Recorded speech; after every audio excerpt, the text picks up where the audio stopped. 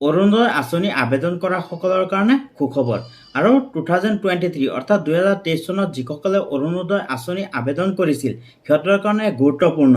2023 চনত আবেদন কৰা অৰুণোদয় আঁচনিখনৰ ফাইনেল লিষ্ট ইতিমধ্যে প্ৰকাশ পাইছে আৰু সেই লিষ্টত আপোনাৰ নাম আছে নে নাই আপুনি চাব বাবে এই ভিডিঅ'টো আৰু যিসমূহ চেকলিষ্টৰ কাৰণে পঠাইছিলে সেইসমূহ ইতিমধ্যে ভেৰিফাই হৈ আহিল।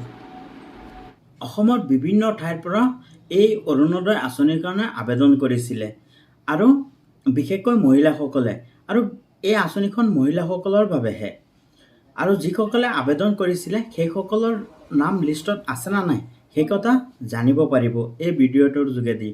গতিকে আপোনালোকক কৈছোঁ ভিডিঅ'টো শ্বেয়াৰ কৰিব আৰু যিমান পাৰে শ্বেয়াৰ কৰক আৰু ৰাইজক সহায় হোৱাকৈ যে অৰুণোদয় আঁচনিত নাম আছে নে নাই সেই কথা জানিব পাৰে।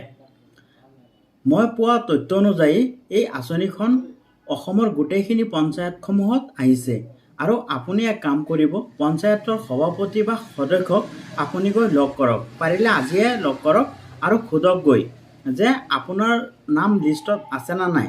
গতিকে পঞ্চায়তৰ সদস্য আৰু সভাপতিয়ে আপোনাক লিষ্টত আপোনাৰ নাম আছে নে নাই সেই কথা জনাই দিব পাৰিব আৰু আপুনি জানিব পাৰিব যে আপুনি অৰুণোদয় আঁচনিখনৰ টকাসমূহ পাব নে নাই আৰু কেতিয়াৰ পৰা পাব এই টকাসমূহ, এই গোটেইখিনি আপুনি জানিব পাৰিব। গতিকে আপোনালোকক কৈছোঁ যিমান পাৰে সোনকালে আপোনালোকে যোগাযোগ কৰক আৰু পঞ্চায়তত গৈ পেলাই, আৰু পঞ্চায়তত যোগাযোগ কৰাৰ পিছত আপোনাৰ লিষ্টত যদি নাম আছে তেতিয়াহ'লে আপোনালোকে নিশ্চিত থাকক যে অৰুণোদয় আঁচনিসমূহ আপোনালোকে পাব। Thank U.